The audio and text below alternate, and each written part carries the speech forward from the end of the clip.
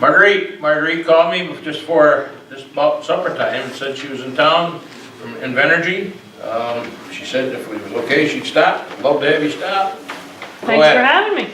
Good evening, everybody. If you don't remember me, I'm Marguerite Wells from Invenergy. We're working on the Canisteo wind project here in Canisteo, Cameron, Greenwood, Jasper, West Union, Troopsburg. Project, what's that? No Hartsville, absolutely not. So I just wanted to give you all an update on where things stand, because it's been a while since we've been to a meeting. People always get to wondering. We're probably going to have another open house or two this summer, like we did last summer, with big maps and information for everybody, and let everybody come and ask questions, kind of thing. We've been working on the permitting, the Article 10 process for the project. So this summer we'll be back out in the field, looking at birds and bats and wetlands and that kind of thing, which is all part of the permit work, basically. And we are hoping to bid this project into one of the auctions for buying power that's going on in the coming few months. You might have heard that the NextEra 8-Point project won a contract last year. That got announced in January. And we hadn't bid this project into that auction. We bid actually another one of our projects, and we also won a contract.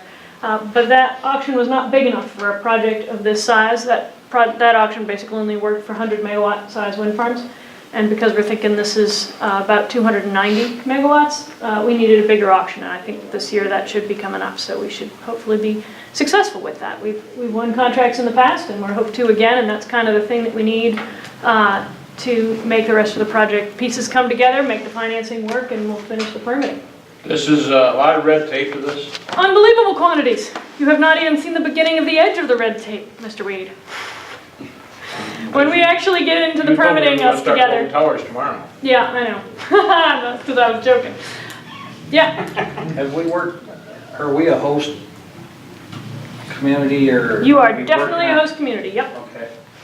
And so we will want, among the other agreements, so Article 10 is kind of its own thing, and we will have local representatives on this siting board, but it's mostly a state-run process, but the local run... Is the state. It is the state, absolutely, and the degree of complexity to the process is enormous. Exactly. We'll be better practiced later this year when we actually really start getting into it. Locally, we'll have to nominate people to this siting board, and you'll be getting a letter if you haven't already from the state about that. Think about local people who might want to be on that board, who would be just good local representatives, people who are not involved financially with the project. It'll be up to the towns and the county to nominate who those people are.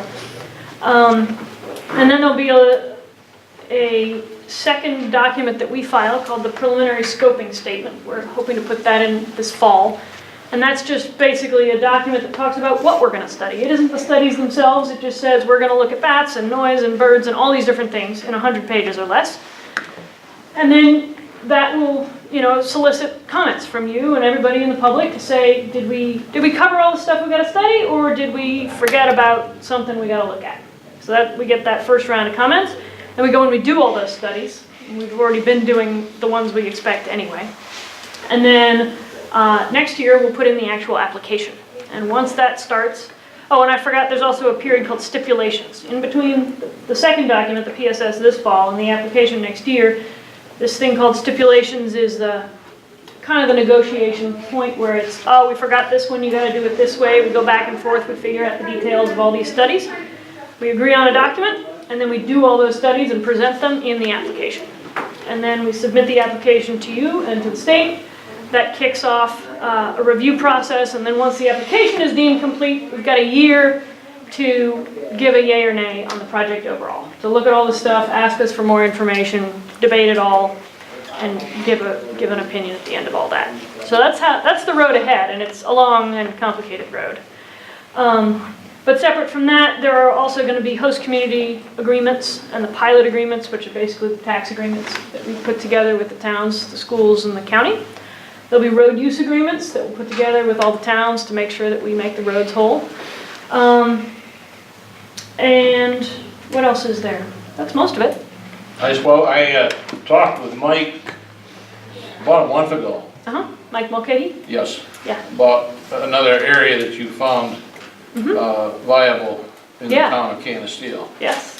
And his remarks were, he wanted to see where we were before he proceeded to go talk to some people up there, you know, ahead. Sure. And, I told him the same thing I tell everybody, I wanna look out my window and see your trucks going by with your propellers on them. Haha. And I think everybody here on the board agrees. Sooner the better.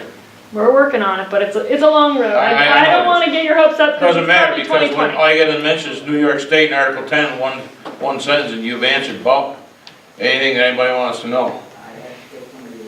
Yep, well, give me a call anytime you want more exhaustive information or anything else. Are the processes just difficult in other states? No, not at all. New Okay, York and just California curious. are by far the hardest states to do this in. Okay.